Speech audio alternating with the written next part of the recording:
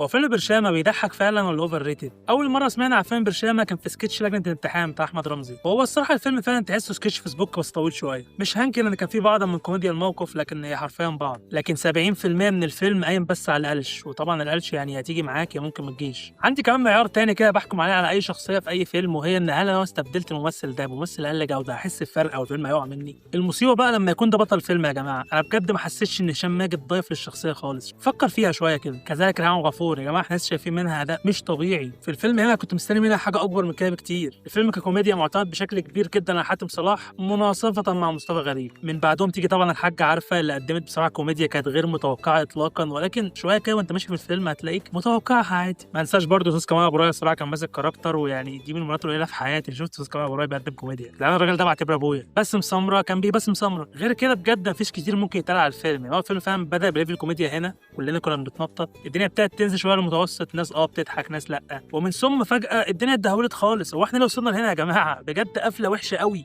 قوي قوي قوي قوي. دي لو قفله سكتش فيسبوك والله عملوا له لايك. فبرشامه الصراحه اوفر ريتد بس بيضحك.